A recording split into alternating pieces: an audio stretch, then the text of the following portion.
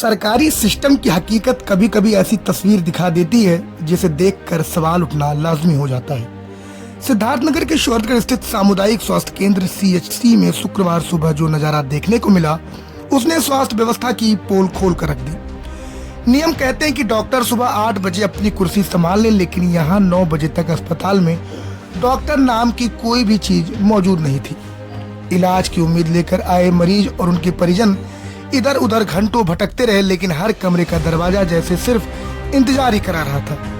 हालात इतने खराब थे कि कुछ मरीजों की तबीयत बिगड़ी नजर आई, मगर मजबूरी में उन्हें निजी अस्पतालों की ओर रुख करना पड़ा। सवाल सीधा है, जब सरकारी अस्पताल में ही डॉक्टर नहीं मिलेंगे तो गरीब आखिर जाए तो कहाँ जाए। दिलचस्प बात यह है कि इससे पहले पूर्व डीएम राजा गणपति आर ने इस लापरवाही पर नाराजगी जताते हुए एक दिन का वेतन तक काटा था, लेकिन मौजूदा डीएम शिव शरणप्पा जीएन को लेकर चर्चा ये है कि शायद ही अपने दफ्तर से बाहर निकलते हैं और जमीनी हकीकत तक पहुंच ही नहीं पाते। सूत्रों की माने तो सांसद जगनिका पाल ने इस अस्पताल को भी गोद ले रखा है, लेकिन इसके बावजूद अस्पताल की हालत बद से बदतर बनी हुई। ऐसे में सवाल सिर्फ डॉक्टरों पर नहीं बल्कि पूरे सिस्टम पर खड़ा होता है।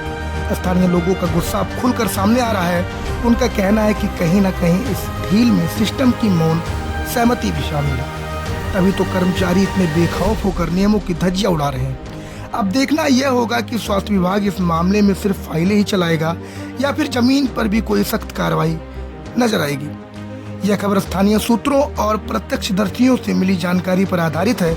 महातंत्र टीम प्रशासन से आधिकारिक प्रतिक्रिया मिलने पर उसे भी प्रमुखता से प्रकाशित करेगी। ऐसे तमाम खबरों के लिए देखते रहे महातंत्र। संवाददाता धर्मेंद्र चौधरी, सिद्धार्थनगर।